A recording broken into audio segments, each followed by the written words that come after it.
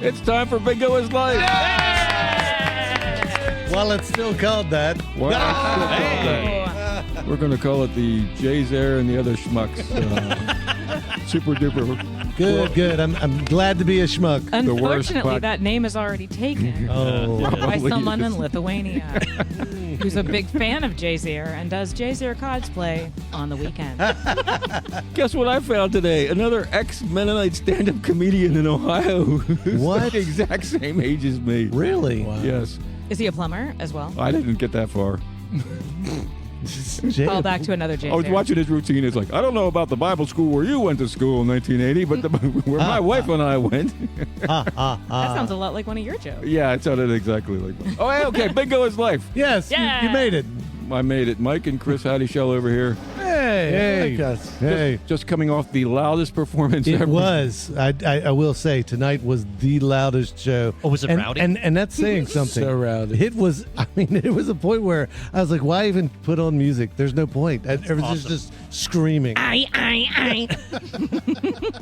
Over here, Mom Shackles. Hello, Mom Shackles. We have Christian Parrott, the one, the only. Welcome back. I'm one of 19. Hey, thanks for being on time, Christian. I really Sure thing. really appreciate I that just, most if of you all. all could do a little bit better as far as showing up on We time, that know would the be truth. great. You are a superhero. I saw the tail end of your cape as you came in the door looking so rushed. It was just the tail. I'm Rat Man. That's my. Is Grayson still listening to this show? I hope so. He does. Haven't called him out recently. Yeah. Hey, you Grayson? I can tell you, I talked to him the other day, and he goes, I missed a bunch, and then I went and he went on a road trip, and he caught up. And he was good. telling me, he's like, I'm all caught up now. I heard about your grandma. I was, So he went on a bingo bender. He did. I was reading the You too can go on a bingo bender. the Qigong book that he gave me and had a breakthrough in my energy. Oh, nice. Wow. Oh, good. Okay, That's this is good. this is Energy's freaking good. me out. I was listening. Seriously, this morning I was listening to the Bingo is Life podcast No. as I showered. Okay. Please don't let us know the And- details. I was That's the best looking guitar player in Harrisonburg. Best looking guitar player in Harrisonburg. in Harrisonburg. Talks about his bingo shower. in my block. My bingo shower. You only watch things that you've drawn a ball for. Oh God! Oh! Yeah, B6 right there. Wow, it's getting yeah. Okay, so you caught up. I was listening to the Grayson episode. Oh, yeah. That's so weird today, and I was like, because I'd listened to it before, but I was like, I want to get into the whole thing that he's doing, and I want to. I want he's- body work. Okay. Yeah, Grayson is amazing. He really is. And his episode is our.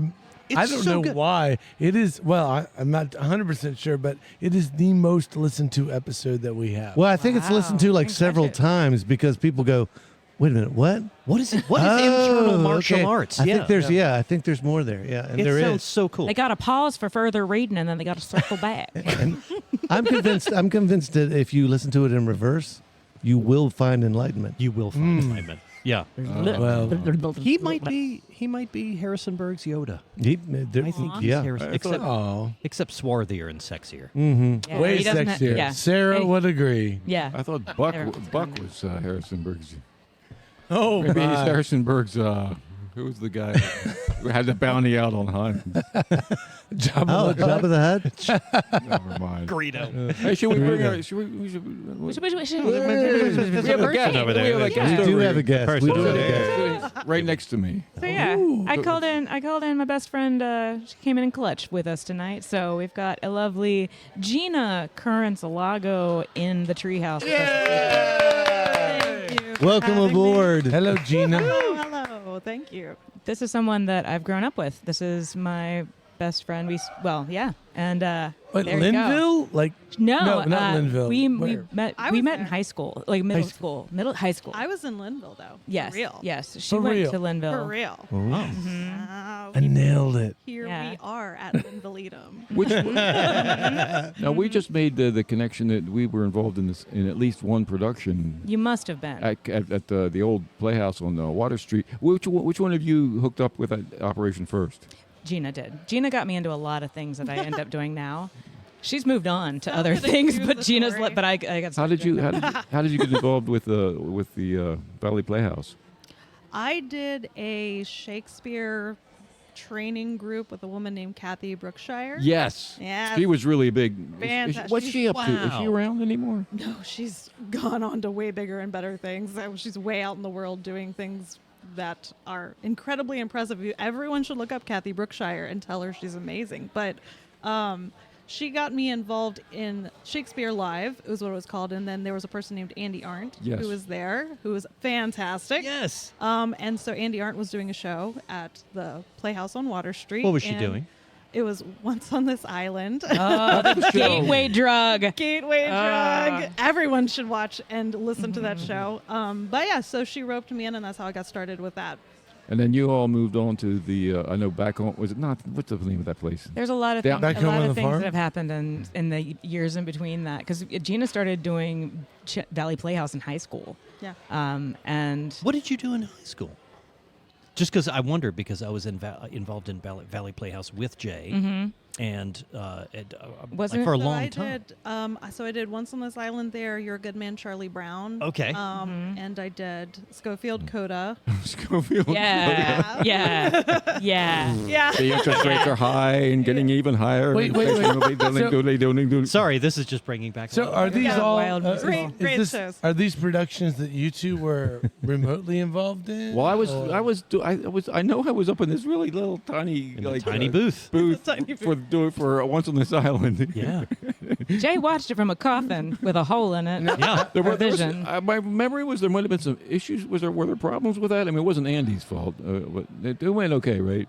I thought it went really well, but I was pretty young, so I don't. I remember seeing some bad stuff. I remember being up in that booth and seeing some weird crap happen during plays. But I don't think it was that. What about you, Christian? Were you involved in any of those things that she just said, or no? I was Just- involved with the Valley Playhouse at the time that those were going on. So I got involved with Valley Playhouse around the time that Nonsense, Oh, it's God. habit forming, was going on. You say, Forgive me while I do Harry Carey real quick, but no, it was a fun show. And you said so, yeah, nonsense. Cool. Nonsense. Mhm. Okay. And we all have different nonsense experiences. It Oh, yeah. sounds like it sounds like at least 3 of us can bring a nonsense story to the table. And there's probably like massive horror stories connected with nonsense. Mine are. I think everyone else had a pretty enjoyable time. No, right? because that's a play that everybody does. Well, we got to make some money. What's Yeah. an easy one to do? totally. Yeah. We got nothing but women that want to be in plays. We'll do nonsense. That's a good one. So is nonsense? I know nothing about. Tell that. them about nonsense. Gina, you want to tell them about nonsense? You actually It's- were in a production of It's it. a very funny show. It is really very fun funny. show. It is very It changes a little bit, and if you get a chance to see it, you should, just because it's you leave and you're smiling is how I. Cool. Yeah, But there's it's a good multiple show. versions, right? There's like nonsense in France and Yeah, nonsense. it's a serial kind of show. There are lots of Yeah. reiterations of it because Nonsense it is one you do for profit. Yeah. Like that is a money maker because it's a musical. Mm. Audiences love musicals. Yeah. It's for some reason a lot of musicals have nuns in them. Mm-hmm. It's very strange. There are a lot of nuns in musicals. There's a lot and this of one is cross just all nuns. costume. It's And like you only- Sound of Music. And then Nonsense. you only need That's six, what I- six, right? There's You only need 6 or maybe 7, 6. Yeah. But yeah, it's definitely one of them shows. Yeah. Yeah. I didn't know. It's got a little bit of everything. Is what I like about Yeah, it. and it can appeal to a whole family. Like you can So- take the whole family. So it definitely it's just like a ticket seller. Yeah. I'm thinking when we rewrite "Girl Who Died Most Mysteriously," we have Get some to. nuns in there. The main character's a nun. Yeah, Yeah. yeah. Or the ghost is a nun. The ghost is a nun. None it up. That would be. Wait a minute. I don't know how that falls with Catholic belief, whether a nun can be a ghost, but maybe a saint. Sure, why not? Hey, if you know, listeners, call us in. Hey. Call in to It's all Brothers made up. Howdy Help us with Show that. at Gmail. Just give us a call at that email address. Once you know the key to religion is that you can just make it all up as you're going great. along. Okay, great. That's the money. That's Yeah, the money. there ticket. it is, That's the big money. ticket. Well, tell us about. So you hit your stride though up there at Schultz, right? Directing and stuff. So I got involved. There was a theater called the Newmarket Opera House in Newmarket way back in the day, and I was teaching some tap classes and vocal lessons and things like that there, and we were putting on some small shows. And then a new artistic director came in, and it became the Schultz Theater, and so we did a ton of fun shows there. And then that has since then become the Off-Broadway Players. And they've so- moved to the Hilliard Middle School in Broadway. In so Broadway. yeah, so it's a little bit more of an accessible space. The Schultz. larger. theater. Yeah, the Schultz was delightfully vintage, but it was also Cozy. very difficult to traverse and access. You couldn't get in there. It was almost that place down there in Stanton the other night was equally hard to get into. Hey, You get like a Best helicopter. theater happens That's in a really hard to get to exactly, space. exactly. That's half the fun is Yeah. crawling into the hole where they're doing the art. Is this okay, where this is I happening? firmly stand by that. That and is I a will- We've seen some Great some thing to say. and, some and I cave keep telling shows. my boss that when he's like, clean the lobby. I'm like, sir. Did you go to the cave show? Yeah, I went to the cave show. the That was good. The comedian show in the cave, and then there was The one that just happened? He's No, talking about something else. no. You're talking about two different things. But then there was also Buck Gooder in the cave show. Oh, That was years and years ago. that would be. But I lot- saw you in the cave. Yeah, they're doing that. I didn't. They do just did it. I passed on the cave show this year. Oh, okay. Okay. So the Cave Show is a production by the Funny Womack's and Fwaf. Fwaf, the Funny Womack's and Friends, Dawn Davis Womack and her husband Chris Womack, and they performed stand-up comedy as well as other things in the caves at Melrose Caverns, and that just happened this past weekend on July 26th. Were you there? I did not. I'm just rattling off the facts. Oh, that's nice. Thank you. Give you guys I a little love it break. when you fact rattle. So there's some fact rattling. Back rattle. So now you were saying you've taken a short hiatus from theater to raise rabbits. Yeah, or a child. Or child. but similar. What was the last? That's funny. Yeah, you can't leave them outside overnight, or they? Unless Yeah. they're in a cage with like a toilet or something. Well, once we get him into Boy Scouts, it'll be okay. it'll be fine. Yeah. As long as they have water and Yeah. some food somewhere. Yeah, we'll get him into Boy Scouts, and then it's just autopilot from He's there. got to have his Eagle Scout, Yep, by 11. That's the. I think he will. Gina's kid is intrepid, and it's a sight to behold. Like every time I go over to her house, Oh, he's what- 6 now. He's 5 now, and every time I go over to her house, I'm like, is he applying for colleges yet? Because I mean, it's not outside of the realm of possibility. Wasn't your child the one that was obsessed with growing bean sprouts at age 3? Was that? No, mine's the number and caterpillar kid. He likes numbers a lot. Numbers and Caterpillars. caterpillar. Oh yeah, he'll count them. I saw a sign over 1, 2, 3,000 and 3 calipers. there. What They was would it? send him home from school with numbers and caterpillars from school, and I would say, "Wait, how many caterpillars do you have there, my dear?" And he'd say, "Oh, this is 9. 9 more caterpillars today." I said, "Cool." They're all gypsy moths. Yeah, Where are they finding all these caterpillars? they would bring home tent caterpillars. Oh and yeah, take them to your Eastern tent house. Caterpillars. Yep. Yeah. So we There's had to talk about that a those little explode into beautiful moths. bit. That's right.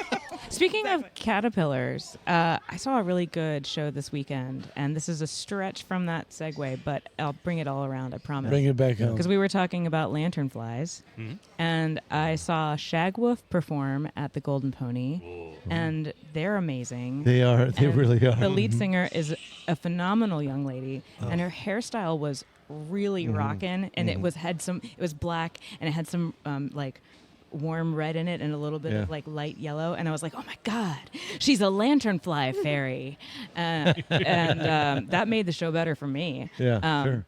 But it was great already. Like, She is a rock star. yeah. Oh, yeah. Oh my god. Well, who are we It talking was- about? It was Shagwolf. Shagwolf. Yeah. Played this weekend. Wine- and then Wine- Wine Teeth played before them. So it was a lineup that the Pony had curated. All of women. All women, badass. Excuse me for Yeah. the bad word. Yeah. But it is accurate.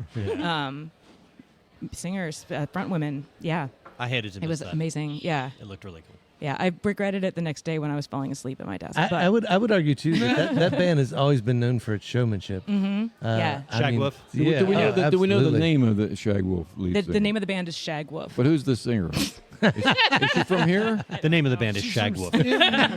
You've got it. You've got it. Say it again. If Jeff. you look her up, I don't know. I hope- she's there. I didn't she's feel popular. I didn't feel cool Hopefully enough to she's go not up to listening her to the podcast. at the That's Pony after the show and be like, "Hey, I really enjoyed what you did. I'd love to have you on our podcast sometime." I could have done that. That's what an adult person would have done. Oh, and you But didn't.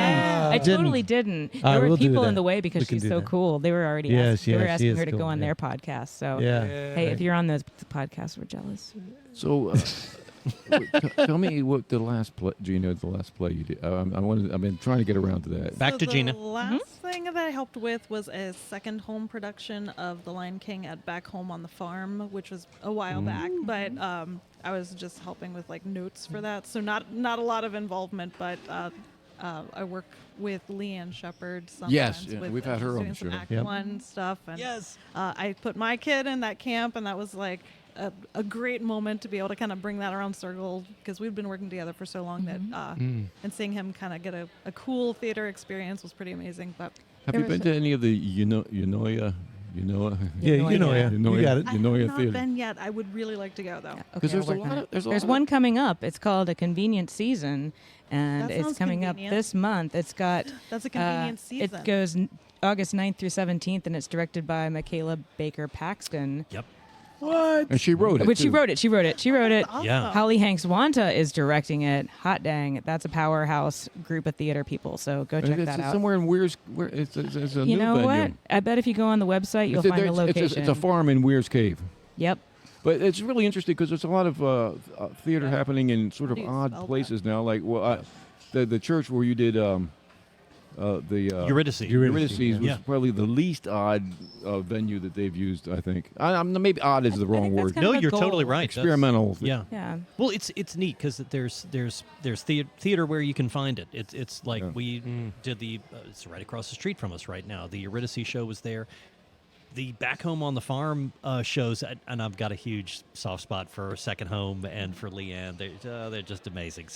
So your kid was involved in one of those shows. So he just did. They had a camp 2 weeks ago where Yeah. they did a week of camp, and they learned a whole bunch of songs, and then they performed at Court Square Theater.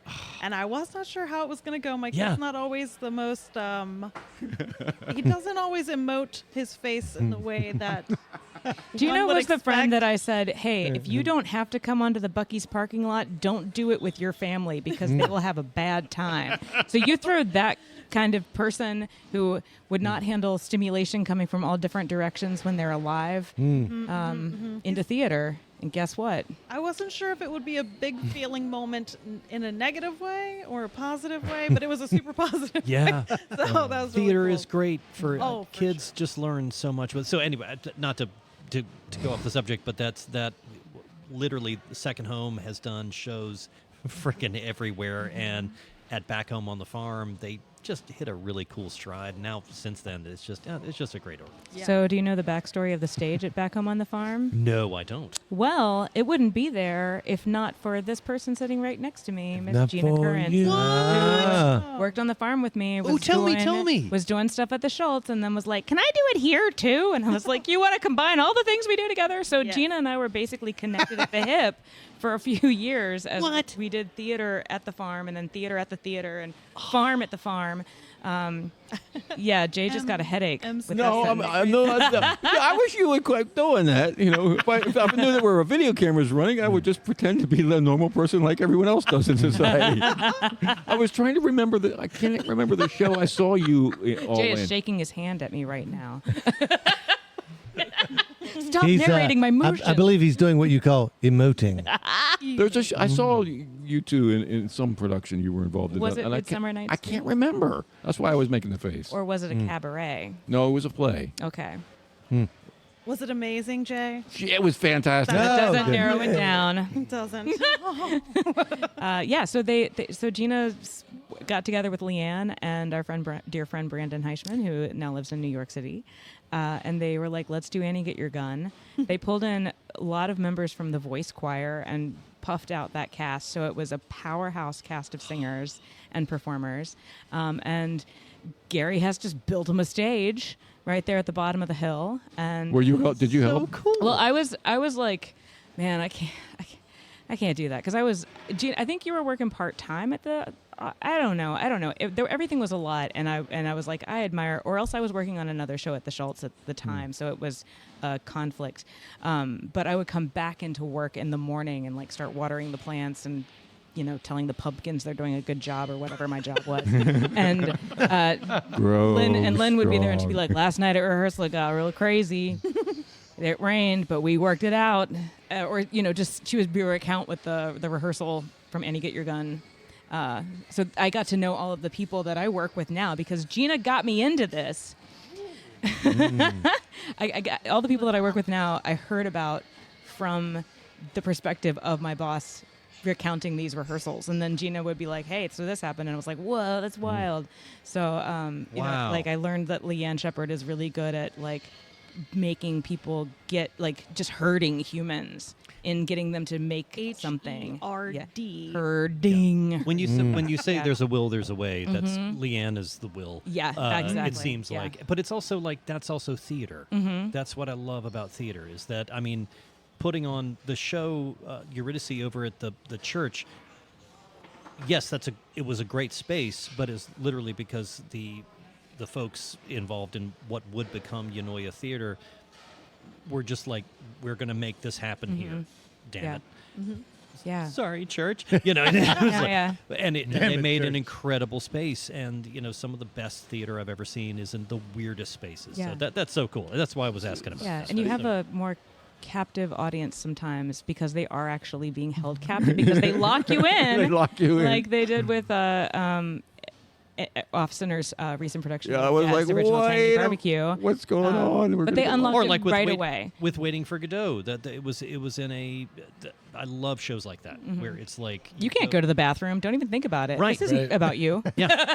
So Jay, you Anyway, finished sorry out. to- You but- finished out Waiting for Godot. I would have put you on the spot. Uh-oh. Yeah, bring it. You were there the night that I made a mistake. Do you remember it? No. Oh, you So- peed on that guy. So I have that. Oh, I did it. I was part of the play. Yeah. that's Some nights You I were could there get on the it. night they didn't do that. I thought that's the way the play ends. Do you want to pee on this No. guy? So- yes, I do. Let's go. So that's a 5-minute monologue I have. Bruce. Oh, you All just one- kept saying over and over again the same thing over and over again. Well, that's how it's written. Now, Yeah, oh, now yeah, but here's the backstory. Uh-oh. That night I got it in my head coming out. Tonight's the night I'm gonna, screw up and not get it right. And when you know that That gets in your head. So I'm doing the monologue. Chris is there, and I forget who all was there. A bunch Bruce. of Ingrid and Ingrid and Ben. Ben, and I'm rolling along. I get about 25% of the way through the monologue, and I'm just I'm totally lost. I'm like, what am I gonna do? What am I gonna do? I'm gonna have to just walk off the stage, go in the back. It's the end of this performance, the end of my theater career, and I was really getting ready to walk off the stage, and John Harrell, the pro from Dover, from the Shenandoah American Shakespeare Center, he's back there. He goes, the light, the light, the light, which was like a cue, like Yeah, yeah. And so I jumped ahead and Oh, wow. I've talked to multiple people who were there because it's such a nonsensical Oh, monologue. absolutely, Nobody knew that Yeah. there was a difference. But There's been so many times where I've been either involved in a play from an actor point of view or from a producer or assistant director point of view, where the night that you're convinced, oh my God, it all went to crap, is where people were like, that was the most incredible night. It was amazing. And that's Probably because you're so shook out of yourself that your Completely. guard is down and you're a little bit more vulnerable, and maybe Oh. they feel that connection a little bit more. I was in an absolute crap production of American Buffalo, not Waiting for Godot. Waiting for Buffalo. Waiting for Buffalo. who were you? He was the buffalo. He was the Buffalo. The Buffalo. or the American. It was. You had to be the kid, right? That had to go. No, I was the shop owner. This You was the shop owner. this You was should have been the kid. That's part of it. It was so bad. It was directed by James Pinkowski, and it He was, came to see our show, by the way. Oh, from he did. Nova. Anyway, go I'm ahead. Keep so going. mad I missed him. So, And it was just bad, and had really good actors in it. tell us except for me. who else was in it. Yeah, it put was- everybody else on the list as It well. was me. It sucked. These are the people I worked with. Don't hire them. Please name them all. I wasn't there that evening, so go right I'm not ahead. going to do that. I'm just going to say I was in it. That was it. Welcome to Talk in the Dirt with Yeah, right. Christian Parrott. That's it. But we had one night that was amazing, and it was the night that Nobody showed. a guy came in and shut the door and too hard, and the entire set fell. The entire set. And it was Honey, I brought down the house. the set was shelves of crap. This 'cause is it was theater too. Yeah, this is at theater too. And I've heard heard this story. You mean the Great Collapse? Everything fell down, and I remember Yates. Chris Yates was in it. Yeah, that's where I heard We that are from. the names. And Yates is like one of the most amazing actors ever. And so he came in, slammed the door. He is effing Ruthie, bam, slammed the door. All of the shelves come down, and he looks at me with this stunned expression, and I just looked at him and I said, well, clean it up. And we did that whole scene cleaning up the thing. And of course, like later in the postmortem, Tom King was like, the show had problems. Gravity being one of the biggest problems. Really, it was terrible. He said the one night was really good. So too bad the set didn't collapse every night. Because he was totally right. Yeah. Wow. We just spent weeks and weeks and weeks with Tom King. I'm interested when all was said and done with Tom. What did he say? I guess like what was his snapshot of the whole? I know that he's very attuned to things going on, specifically by evening, but like when everything was said and done, I just don't know him enough. He was well enough. And I can't. I need to look this up again. He was talking about somebody who wrote an essay about the loss of innocence you have as a theater professional. Well, as someone who's once you're involved and how the sausage is made, and you can never really be objective and watch it again. Right, sure. Because you're watching, So I think that was the a concession that it's very hard to tell. Okay. I mean, How very diplomatic of him. well, it turned out to be a much better show than what I was thinking it was turning into. Good. Am I correct, or I don't? I mean, people seem to really like it, and we're No, I think it was very well done. saying some things. Yeah. Considering the space we had, and No, I've heard stupid good things about it. well, Yeah. I want to actually talk about that real briefly. So the Little Grill is amazing, and I love that you guys did it there. But don't do that there again.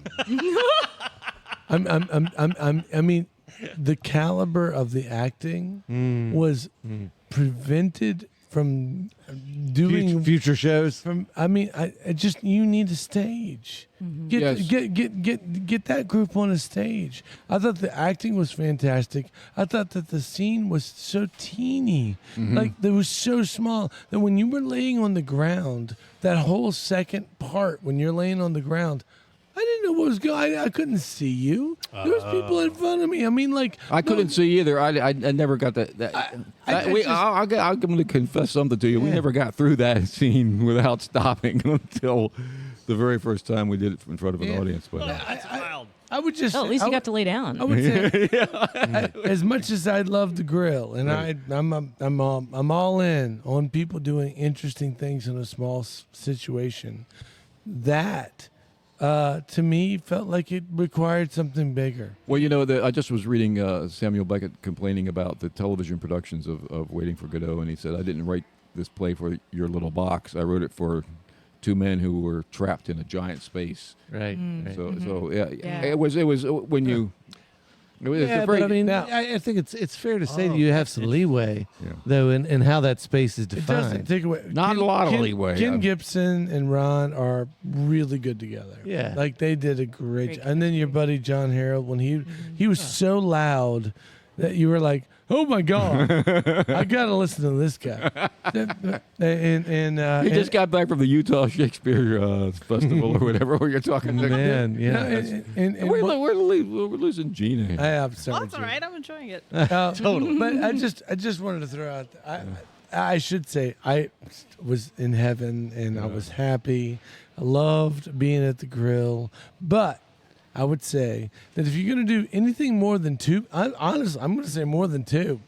If you have a two-person production, yeah, man, pull it off. At Well, the and grill. the other Any more than that, forget it. the other That's big really good feedback, though. That's, And I'm not. I completely agree with you. And then additionally, you have to start like around 5 o'clock, turning it into the theater, and then you have to come back after, get out of your costume, and go back and turn it back into a restaurant. So it's a pretty much of an ordeal. Did you guys make any money doing that? Maybe a little bit. Oh, he's rich now. Can't you tell? Oh, you did? He's wearing his hat backwards. Look I at that. That's good. A man doesn't wear his hat backwards unless he's making some bang. Yeah. You know what I'm No, saying? Jay bought me a very fine necklace. I am pro. Now, And Jay bought me a very fine gentleman. it's interesting because Wow. Wearing a nice He's the necklace. best I think looking it's awesome that you made any money, because so often we do all these. Now, when you guys went back home, They from made the farm, $250. Were you all making money? No, not so much. No. Did okay sometimes. We have an event that we remember by calling it the $5 cabaret Mhm. because that was how much we made when we did the numbers. But you know what? Getting there was half the fun because Oh, it was fun. our green room and changing room for Annie Get Your Gun, and then another show after that was a horse trailer and a tent. So Well, you know, I cut think the that budget where you can. That's a good in those point, weird. the idea spaces. of profit between theater people is to just it means something completely Yeah. different. You get the fun war stories of like how you fit in that Uh-huh. space and Yeah, what yeah. and what you learn trying to fit in that space too. and the bonds you made surviving certain things. Oh my, yeah, the trauma bonds. Well, Theater. you know what? That's a really good point. In fact, I think I'm going to say this for anyone listening that is not a theater person.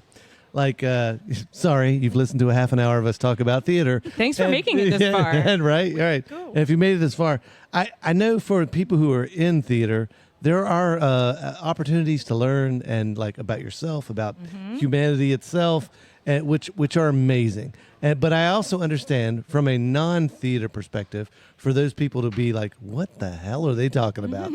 Because it's very you got to kind of be in it in order to understand it. And maybe you could think of this as just an invitation. If you ever have a chance, anyone out there, if you have a chance to get involved in some sort of public theater, and Harrisonburg's a great place for it. There's a lot going on right now. Get involved because you will Amen, brother. you will meet amazing people, Yeah. and you will learn things that you never knew that you might learn. Most likely, you'll meet Jay Zare. And yeah, you'll will very definitely meet likely Jay meet Jay there Zare. because he's in every production that is at Harrisonburg. I haven't done a play since 2017. I didn't You think know, about that. You He might, just shows up though. you might either look at theater from a perspective of, oh yes, everyone should adore me, like from I need to be adored and Yeah, I want sure. to perform and I want to be in front of people and get attention. Like there is that aspect of it that it does scratch that itch. But then if you're one of those folks that hates that, and maybe your brain works a little bit more analytically, or you like to solve puzzles. Yeah. Love you. And you that just fixing things or making a beautiful picture, which it can be created with costuming, lighting, choreography, painting, set design. There's all these elements of art that come together into theater, and it can check a lot of boxes. Yeah, My right. boxes are checked often. Yes. Which you all see every day, and She's the it's only a one problem. sitting at this table that could actually work professionally in a professional theater. I don't believe that is true at all. You get there's the right. Am I right? I'm not Yeah. acting like I'm. I'm not, talking I'm not about your gonna design, act your stage. Right, but, like, designs, I your think- painting. I Multiple think levels. yeah, but Multiple levels. that's just being like you got to be savvy, like not savvy, but like flexible and like open to learning things. Like I've learned so much from so many different people by working in theater, and these horror stories, like yeah, Yeah. you have some salty horror stories, and it's like I'm never gonna do that again. But then it's like, no, you know what? I'm never gonna do that again. Let's make it better. So. Theater's got a lot of opportunity for engaging with your community, which is something I keep kind of doubling down on, and I feel the need to do. It's a good way to connect and to tell stories. Yep. And even if you're just telling the story of, hey, we're doing Cinderella, like there are layers to how those stories can be told. And when you have your directors and your designers and all of the subcategories of art that go into theater, you can really tell a huge story. And I think that that's really important right now, that we're finding ways to form art with each other and to save our stories. I believe you're also talking about connections because, Yeah. like, it's probably more important than ever before right now for people to make actual connections, human to human connections, and theater is a wonderful way to do that. Not just connect with people, but just ideas and the sharing of feelings and just all that kind of stuff. And learning skill sets. Yes, absolutely. Learning how to be a good human. That's the key. Trying to get humans to function together without weird happening. Yeah, and Yeah. but you know what? The fun You part of almost made it theater, through the whole show. the really fun part of theater is the fun is the weird that does happen. Like, There's more editing that has to happen right now. Sam Kaufman.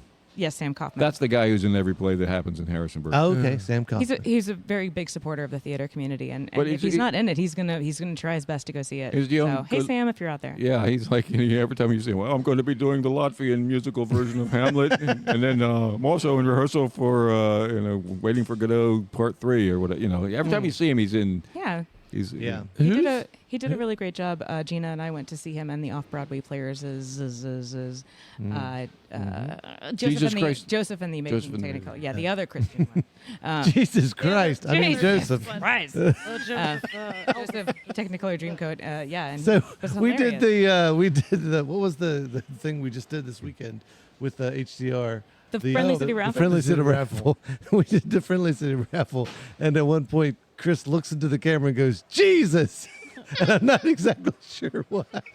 I think it was because he wanted to win. He wanted to win because he had a ticket for that raffle. Did you win? But No, I lost. yeah, But I was going to say Jesus was not there for him.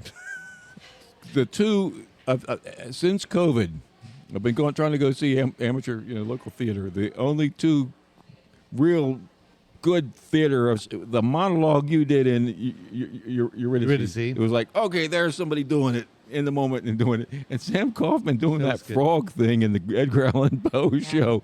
Which he thinks I'm crazy, but he was up there being a Really being a frog. he was being a frog. It was like, whoa. Okay, well, I'm going to throw out another piece to You're Waiting for Godot that actually had nothing to do with the acting. Yeah. It was when we came back on the second act, and you look at the tree, and somebody had put some leaves on the tree. Fadia.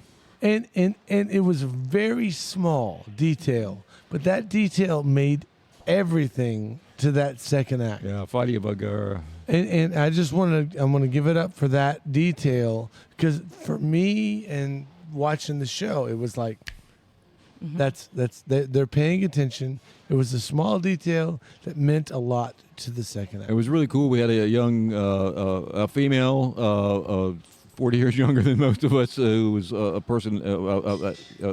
She's. We wouldn't have made it through that play without her. I don't think. That's She's cool. probably That's not cool. And that listening. was her first time. That was her being first in front of time. stage. Her first time. And, Good night, Mom Shackles. Time for my dirt nap. Cheers to your soul. I was having a conversation about theater people because, like, I love theater people, but however, I am also. That's right. I am also as I was told earlier today, I'm also a Capricorn, which means that I let some like analytical things get in the way of my just expression of being, I guess is a nice way to put it. So it's what's interesting. What's interesting to me is like I've been in productions where the director will gather everyone together and there will be some sort of exercise where you're learning how to be together, and there's these things that There's go on. some very culty weird things. Yes, very weird. They're very culty weird. And from the first encounter that you have with them, it's like, this is corny. Yeah, And this is yeah. weird.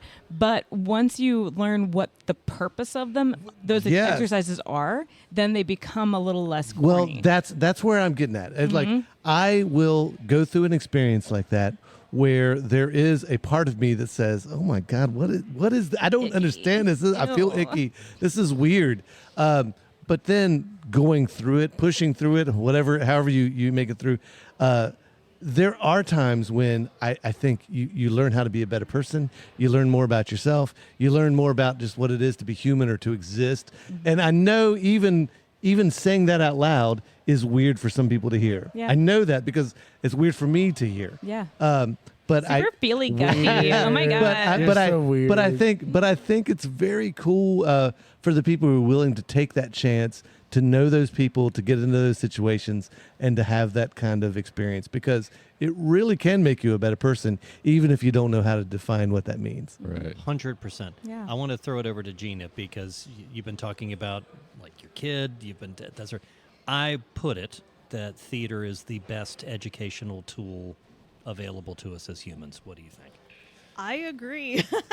I think it's a great way to go beyond yourself, your own insecurities, your own worries, your own whatever it is, right? Because you have to let it go because you have to work as a team to get something done.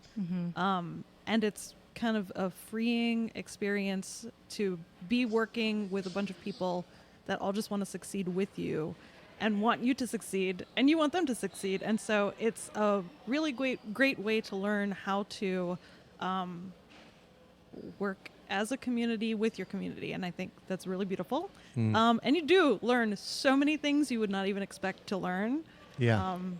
Well, I think it's interesting Totally. too. The idea, like our culture has definitely turned that kind of skill set into a commodity. It's certainly valuable to know how to work with other people and to get along. It's certainly valuable, but there is something that's beyond a commodity, that is about being a human, that just makes you a happier or just better person. And I think that's a great reason to get involved as well. Some I of it also is think like, the- yeah, go ahead. The connections, I mean, just speaking at this table with everybody, how many connections we all have to each other that we didn't even know about before today through theater is pretty impressive and cool. No, it's great. I was just going to say that you don't know what kind of adventures, scenarios you're going to get into. Like, you may not go into the day thinking, I'm going to learn how to use a hammer by the end of the day, or I'm going to know more about a hammer by the end of the day, because you're learning. I just wanted to extrapolate on what one may end up learning and not even expect to learn, because you end up going on a tangent to tell the story in the best way you know how, whether it's through, oh gosh, we really need that prop. It is not going to communicate if we do not have that prop. And then it's like, well, we need to make that prop because those don't actually exist. And then you go down a whole little craft path, Right, and right. and then you're really proud that you made something or learned how to make something. It's very rewarding. And everyone that saw you make that and saw the difference that you making that made, applauding you and celebrating what you've done is really empowering. Yeah. Yeah, that's Yeah. very cool. I hope that this episode, because like I know there are people that are listening that are not theater people at all. I hope it translates well enough to know that, man, it's an exciting place to spend some time in, and the people that they throw their time towards it. They're good to get to know. And I'm sure we're going to talk more about theater in future episodes too. So yeah, It's the best. Yeah. It really is. it really is good. Because like any aspect, like what Chris was talking about, whoever made the decision to put those leaves on the tree is like they had just as much of an impact. As, Well, that's well, actually definitely more of an impact than Jay Samuel had. Beckwood is the one who decided. Samuel Beckett. There are leaves on the second act. There are leaves on the There are tree. leaves there. That's There what you you go. do. Yeah. So cool. So cool. Yeah. All right, but yeah, the subtle aspect of it was a decision of this production. Awesome. So what we're talking time? We're good. The sad little chiming from the clock in the hall. Yeah, I guess we're getting near that. The Back dul- to Sound of Music. Yeah, back to nuns. the Back to the the dulcet nuns. tones of the boys from Brazil in the background. It's winter in Brazil. They say it's the best time of year. Is that right? That's what they say. Oh, That's what my buddies my in Brazil. my wife is in Iceland right now. Oh, it's probably 20 Ooh. degrees. And I think it is the best temperature ever right there. Wow. She's in like wearing long sleeve shirts and like, The land of fire and dice. yeah, it's like 50 and 60 degrees. Fire, right now. fire and ice, not fire and dice. They love a good That's Las gambling. Vegas. Fire and dice. So this is Bingo is Life for now. The podcast. Keep those suggestions coming Keep in coming. For the new names. We're brought to you by Ruby's Arcade, which is where we are in scenic downtown Harrisonburg. Bingo is Life, the in-person, loud and live and fantastic Very loud. variety show. Every Tuesday night, 7:30 to 8:30, and then you can listen to Bingo is Life Howdy. Howdy. whenever you want to. From the Berg? Howdy. Is that what Howdy from the Berg is winning. We're getting so there. close. We're so close. I don't know. Is there something going on behind me that I don't know about? They're coming to get you, Jay. There's a bunch of people all waiting. I'm not following the Che Guevara plan of sitting with your back facing the door. Anyway, thanks for the show. Thanks, Gina, for coming down on short notice. It was a delight. We'll do some theater again in the next 50 years, and we'll see you all again next week, kids. Good night. Good night. Bingo is Life, a post-bingo Harrisonburg podcast, is brought to you by the Brothers How to Show and our friends at Ruby's Arcade in downtown Harrisonburg, Virginia. If you've enjoyed the show and feel it's worth spreading a little joy in this world, please tell just one person that you like this podcast. Word of mouth, more than any other form of promotion, is how creative works get noticed and sustain themselves. Thank you, Andrew Hickey, for that bit of wisdom, and thank you, listeners, for being part of the fun.